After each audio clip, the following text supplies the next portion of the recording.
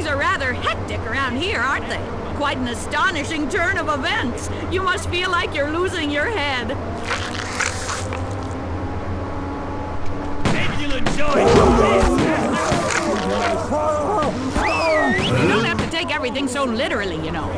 It's 1959 and Buddy Holly's plane isn't the only thing about to blow up. Welcome to Punchbowl, Pennsylvania, a futuristic space-age city with hovercars, robotic servants and laser guns, all made possible by former Nazi scientist Herman Y and rich industrialist Andrew Munday. Today is the city's opening ceremony, and the chemical mix created to accelerate grass growth for the opening has reanimated the partially rotted corpse of travelling salesman Stubbs, who takes one look at everyone's unchewed brain and decides he's had about enough of this. Released in 2005 on the original Xbox and 2007 on Steam, Stubbs the Zombie is an action comedy game that saw limited critical and commercial success and was lost for many years as unsupported technical issues made both the online console and PC versions unplayable, until THQ remastered the game in 2021 for modern systems, and it is that version that I'll be playing here. Taking control of the titular zombie, you are tasked with bringing the apocalypse to a retro-futuristic 1950s utopia, eating brains and building an army through 12 levels against robots, Nazi scientists, hick militias, police, and most evil of all, the US Army. In fact, outside of Spec Ops: The Line, I'm struggling to think of a game which uses the US Army as an enemy more, so big tick for the game right there. Developed by one of the co-founders of Bungie, Stubbs the Zombie has ironically taken over the corpse of another game, Bungie's own Halo, and runs on its proprietary engine. Something the developers were so proud of, they stuck it on the box art. A little side note here, but when I went into the Master Chief Collection to record this footage, some 5 or so years after I last played it, I found out at some point some kind of Windows account switch between computers had utterly wiped my save of completing every game on Legendary. So just understand that a lot of this footage was taken after several hours of crying.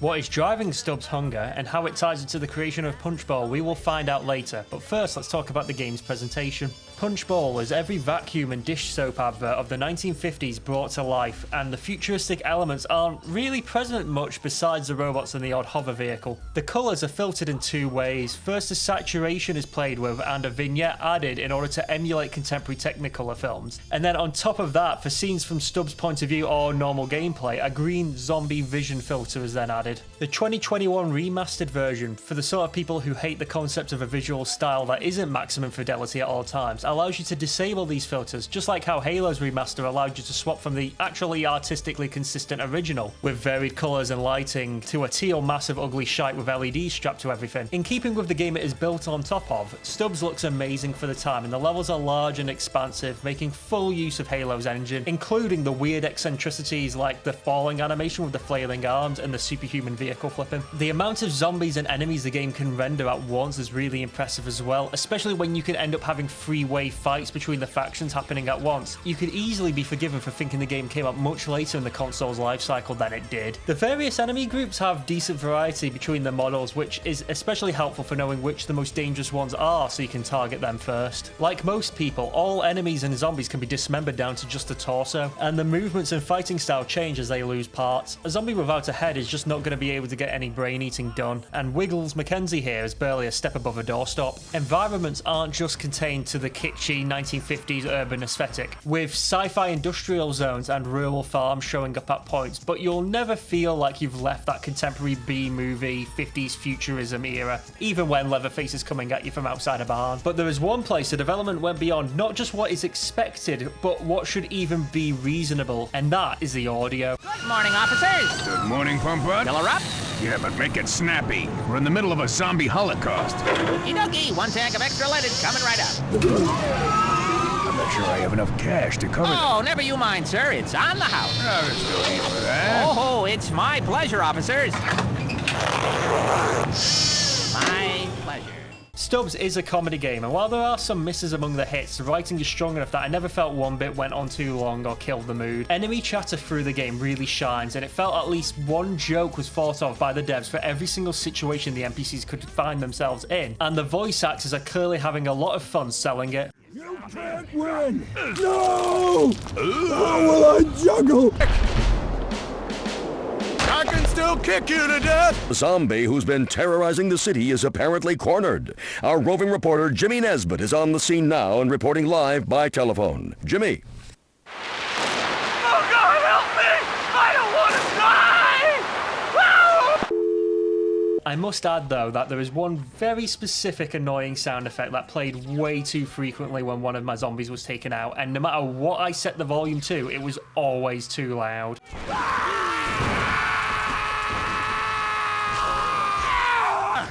What the hell was that?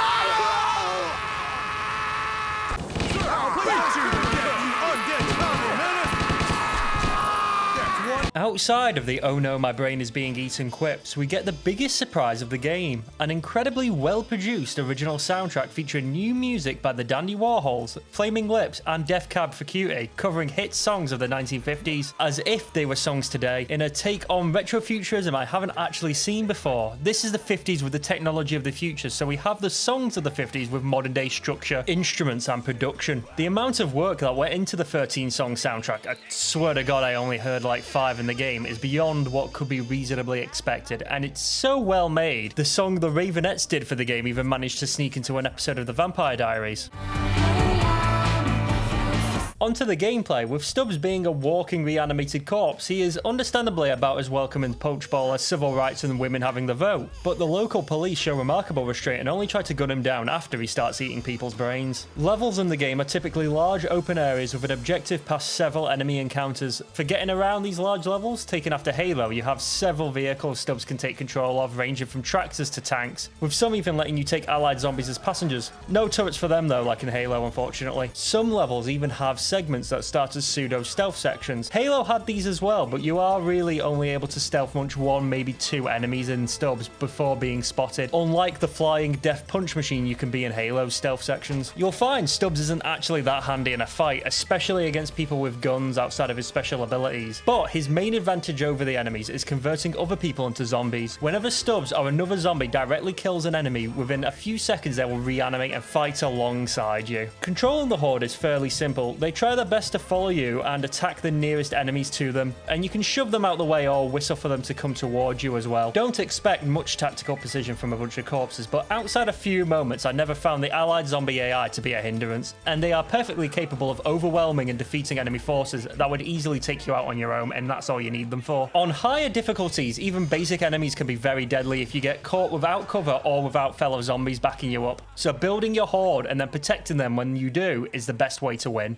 Stubbs is not entirely useless though, and he does have a few tricks. Beyond the basic mauling swing, Stubbs can also latch on and eat an enemy's brain for an instant kill. Depending on the enemy type, they usually need to be bashed a few times before Stubbs can go Return of the Dead on them. The exception here is civilians, who are a one-stop buffet for Stubbs. Eating brains preserves most of a person's limbs, making them a more effective zombie as well when they reanimate. It also heals Stubbs and recharges his special powers, so you're going to want to do it as much as possible. The game will routinely dump civilians into a fight to essentially serve as a health bonus. Even the stronger enemies though can be one-hit killed if you jump on them. Stubbs has a pretty specific arc when he jumps and isn't controllable, but once you get the hang of it you'll be able to reasonably instant kill any single enemy unit you come across. But when strong enemies are massed into groups, or when you're fighting vehicles, you're going to need Stubbs' abilities. The first ability Stubbs unlocks, and for the second game in a row I'm talking about something like this, is an AoE gas attack. That's really just a massive fart which, unless they're wearing a gas mask, puts all enemies into a state where either Stubbs or any regular zombie can immediately eat their brain. It is also your best weapon against the US Army's M46 Patton tank. This proves my theory about the use of zombies in the Battle of Chosin Reservoir. On this episode of Blowback, I will. Next is the gut grenade. Mechanically similar to the plasma grenade in Halo, it sticks to enemies but has to be manually detonated. Usefully, enemies killed with this will come back as zombies. At high difficulties, its use is very similar to high difficulty Halo, with the instant kill nature of sticking it on an enemy making it the best way to deal with high damage, high health opponents, with its ability to be a one-off disposable one-hit kill against them. You can even stockpile up to 3 of them by eating extra brains once it's ready. The gut grenade gets a larger cousin in the form of Stubbs' own head. It's incredibly slow to charge but converts enemies to zombies just from hitting them while it rolls, then explodes much stronger than the gut grenade. My favourite power, and probably the most interesting, is Stubbs' hand. Typically refilled after eating just 1 brain, you pop this bad boy off and control it as it walks on walls and ceilings, Addams Family style. If you get the hand near an enemy, you can hop onto the head, or if you're a real pro, just no-scope the thing on there, letting you possess any enemy that isn't wearing a helmet. The wall movement, small size, and possession mechanics made me think this was going to be used for puzzles, but outside of the introduction to the power, there was never any kind of puzzle requiring sneaking with the hand or possessing people, which I feel is a bit of a missed opportunity. Possession is easily your most powerful ability. With Stubbs at the steering wheel, you can use the former humans' weapons against their own allies. Guns are very lethal against Stubbs in the game, and this applies doubly so for human enemies. I found possession made it possible to clear entire rooms solo, but the downside here is none of the kills you get while possessed will be converted to zombies later. So it comes out as a double-edged sword of sacrificing your own army's strength to get past particularly difficult challenges.